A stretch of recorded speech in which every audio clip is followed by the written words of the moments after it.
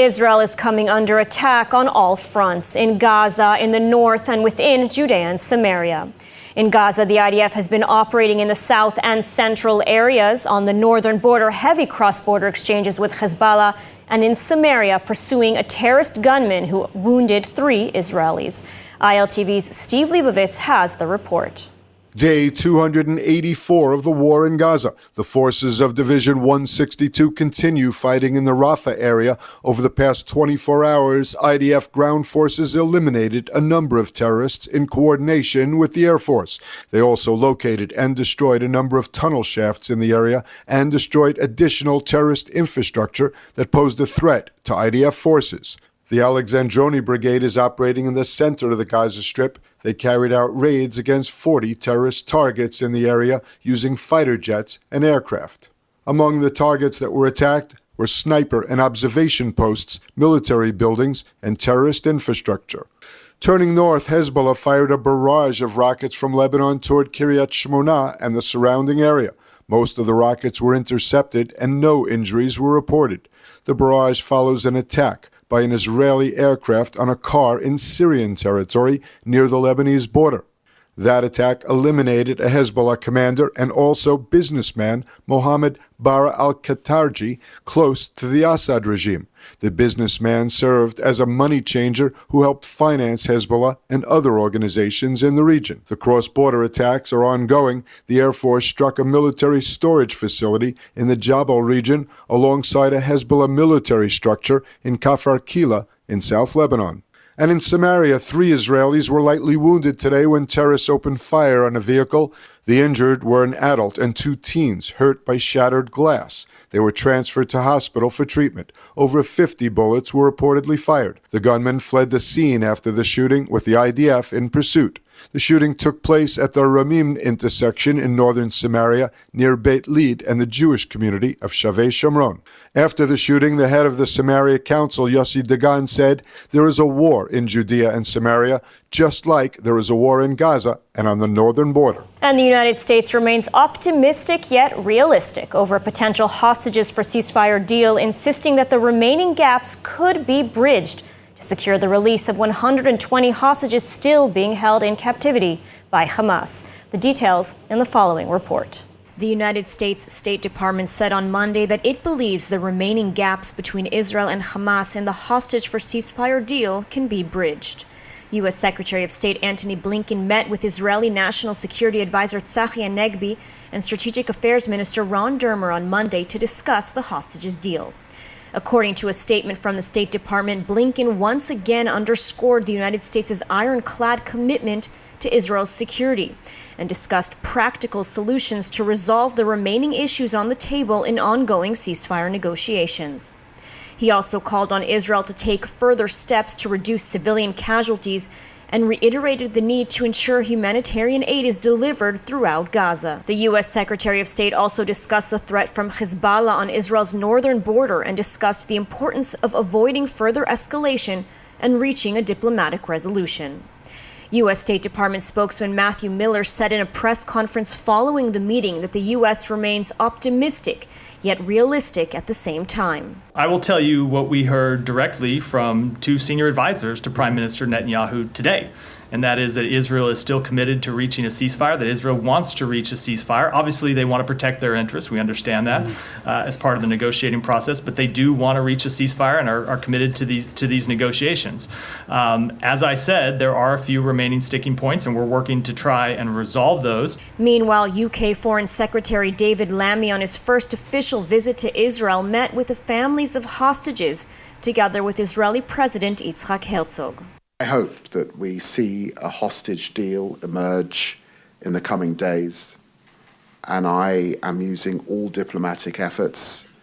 Indeed, last week with the G7 nations, and particularly with Tony Blinken, pressing for that hostage deal. Intense efforts are underway to secure a hostages for ceasefire deal, but gaps still remain. And on day 284 of the war in Gaza, 120 hostages remain in captivity. Joining us now in the studio with more on the hostages deal is member of Knesset for the Yesh Atid party, Sheli Tal Meron. Thank you so much for joining us today. Thank you for having me. So on the one hand, we are hearing optimism from the United States that the differences between Israel and Hamas are bridgeable. A willingness from Israeli officials, Hanegbi and Dermer, to push forward a hostage deal. Yet on the other hand, we're seeing a delay in the talks that were supposed to take place this week in Qatar, in Doha.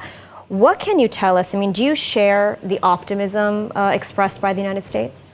Well, as you've said, it's been 284 since this war started, and we still have 120 hostages, among them 16 women. And it's high time to bring them back home, that's for sure. And I've sat in different studios and spoke about an upcoming deal so many times.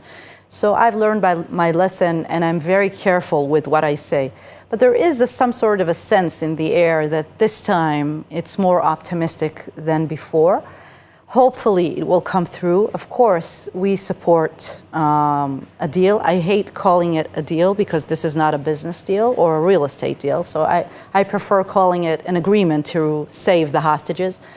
And of course, we support such a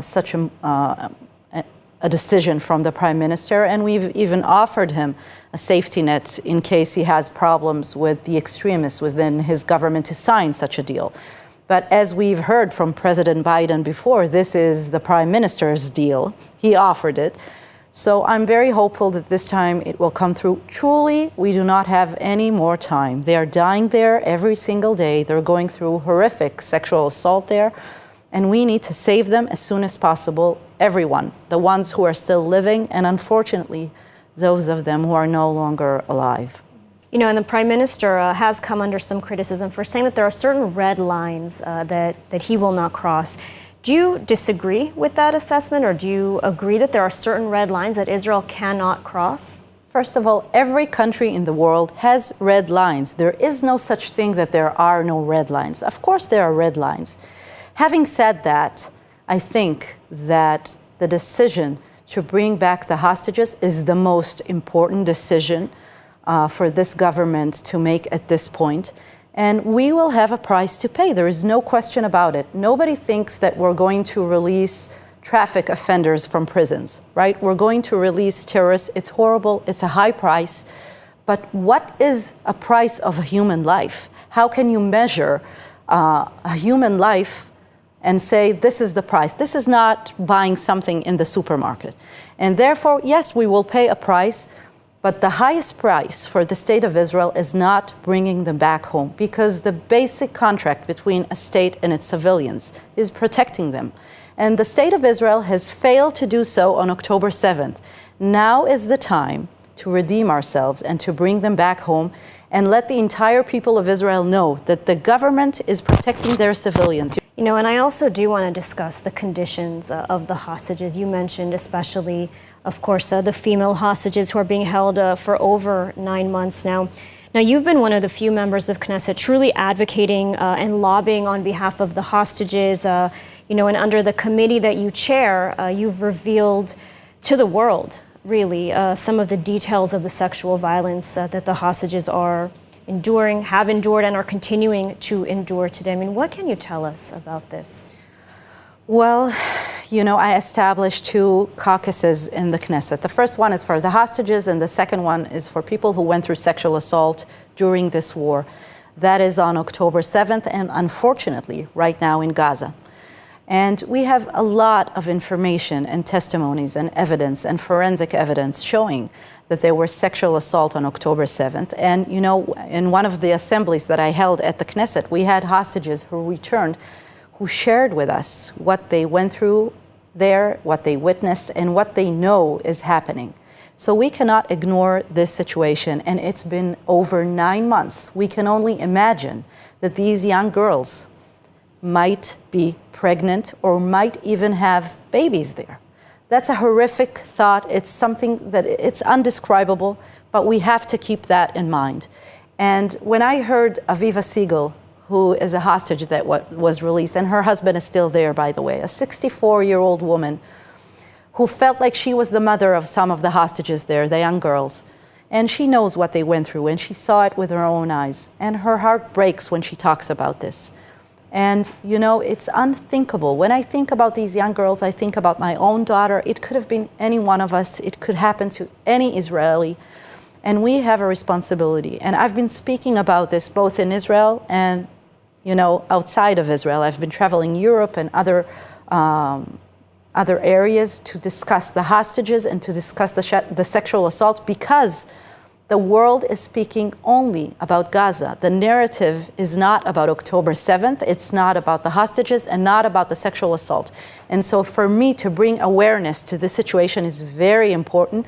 And that is why 2 months ago, I think, I established the Global Coalition to acknowledge the sexual assault as war weapons, because this is a new method of terror. These are war crimes, and we should unite with all countries around the world against this new method of terror.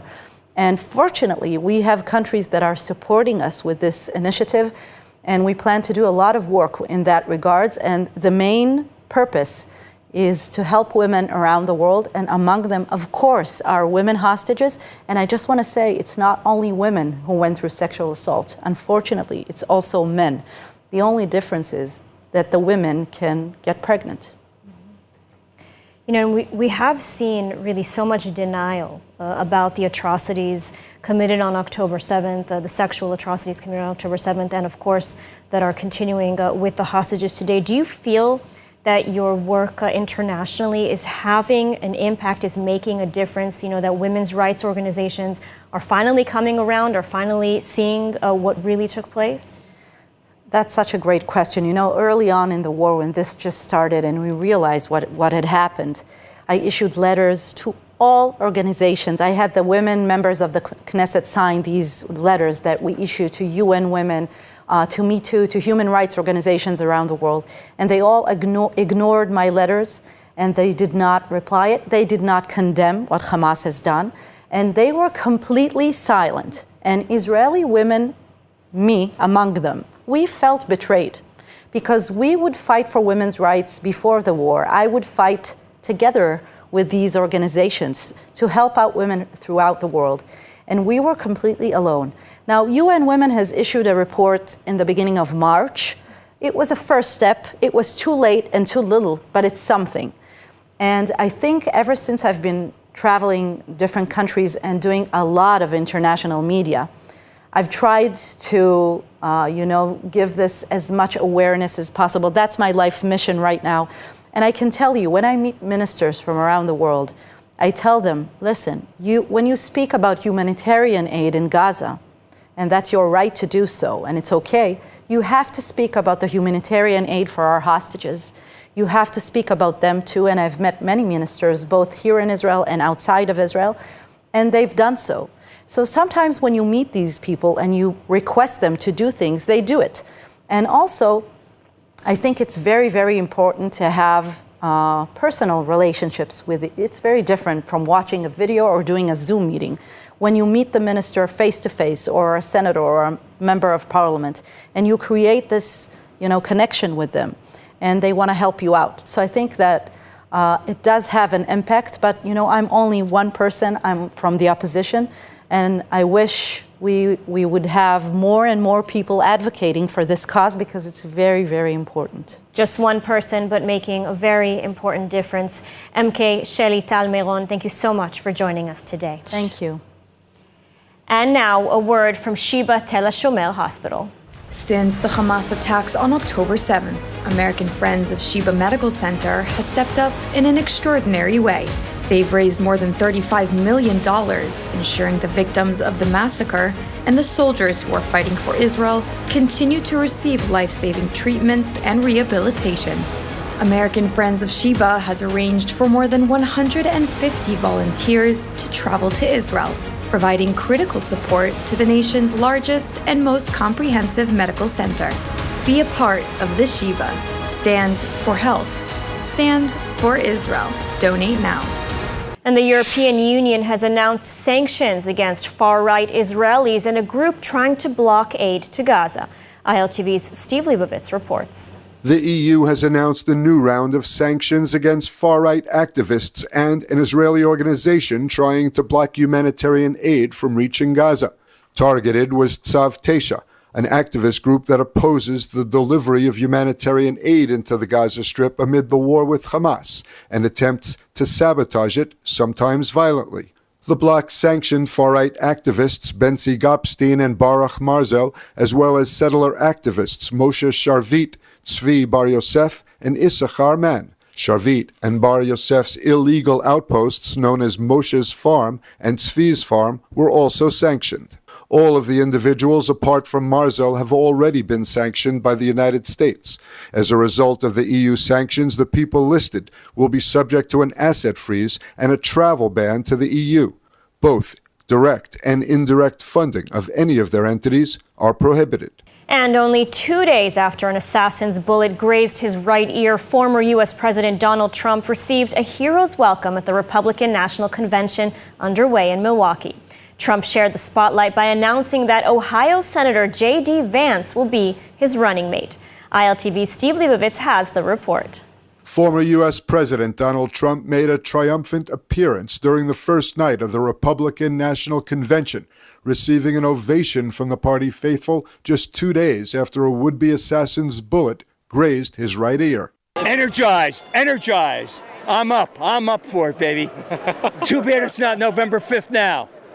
I love it. It stands for his greatness, his legacy. It just keeps growing. It keeps growing. It is unbelievable, historic time. We are a part of this history. We love President Trump. Let's go, baby. The big news on the opening night of the convention was Trump's announcement of the selection of Ohio Senator J.D. Vance as his running mate for vice president.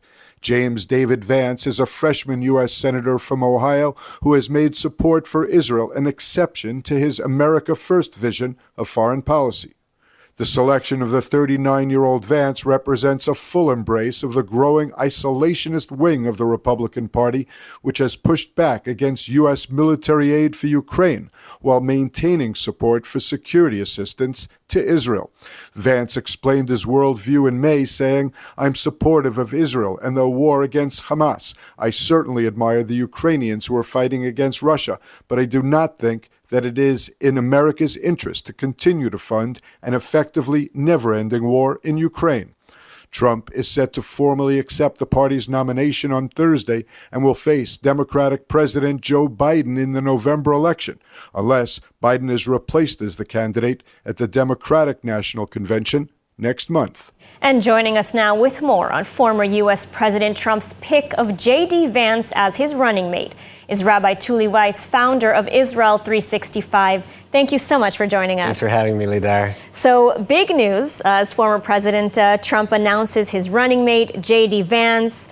What do we know about him, especially when it comes to Israel? Well, number one, I love that he's from Ohio. I'm from Ohio. He's from Middletown, Ohio, like in the Southwest, a small town in Appalachia. He's an American success story, but I also love that picture of him at the Kotel, at the Western Wall, when he was here 2 years ago. I got to meet him briefly, and he talked about his love for Jerusalem and how Jerusalem, what he said, is the most important cultural heritage site in the world.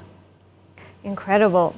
So, there were a number of possible nominees that Trump could have picked. Some speculated on DeSantis or others with a very pro-Israel track record. Do you think this is a good pick for Trump when it comes to his policy on Israel? I mean, especially when you compare him, for example, to former Vice President Mike Pence, who really had a true love of Israel. I think that J.D. Vance is a great replacement for Mike Pence, and for a few reasons. Number one, he's a great American success story. He pulled himself up. He built himself up from really a very challenging childhood and had great success as an entrepreneur, as an author, and as a senator and in politics.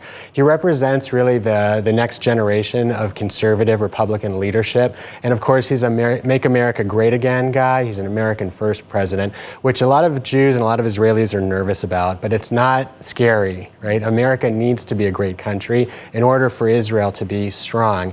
And so he is very clear. He distinguishes his stance on Ukraine, where he's against American support for the never-ending war in Ukraine, and he's very supportive of Israel finishing the war against Hamas.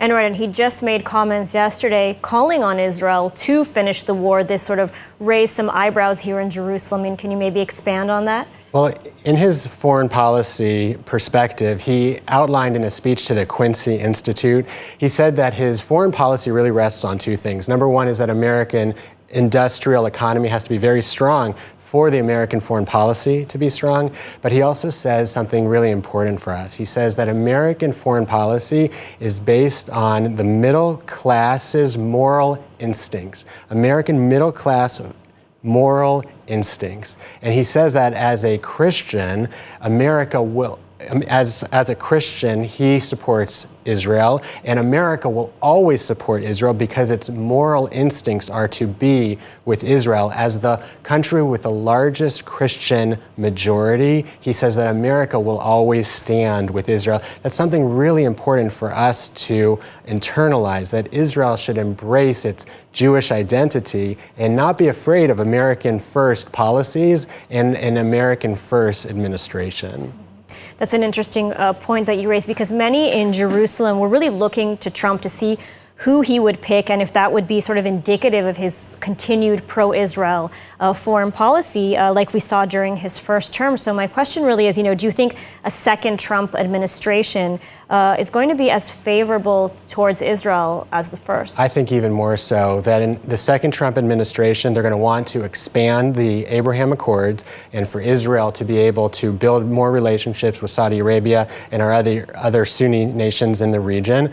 And also, Trump has even said that he is looking beyond the Palestinian state issue. He no longer believes that the Palestinian Arabs deserve a state. And I think that J.D. Vance will be another strong ally of his on the Trump-Vance ticket to look for an alternative beyond a two-state solution, which is going to be very good for Israel. Israel might also need to become more independent of the United States and maybe to start weaning ourselves away from American foreign aid and American military aid. Both of those things are going to be ultimately good for Israel. All right, well, Rabbi Tuly Weiss, thank you so much for taking the time to speak with us today. Absolutely. And now for Aliyah. Some 22,000 new immigrants have arrived in Israel since October 7th, according to the Jewish Agency and the Aliyah and Integration Ministry. From France alone, there has been a 510% increase in the number of case files opened by citizens wanting to come to Israel since the outbreak of the war. 6,440 people compared to 1,057 people during the same period a year ago. However, only 800 people have immigrated from France since October 7th. In general, Aliyah has declined in 2024, the Jewish Agency told ILTV editor-in-chief Maayan Hoffman. According to the agency, between January and June 2024, some 13,405 immigrants moved to the country, a decline of 51%. In the first half of the year, the majority of immigrants came from Russia and Ukraine, and 9,875. There were 352 Olim from Belarus, 394 from France, and 663 from the United States.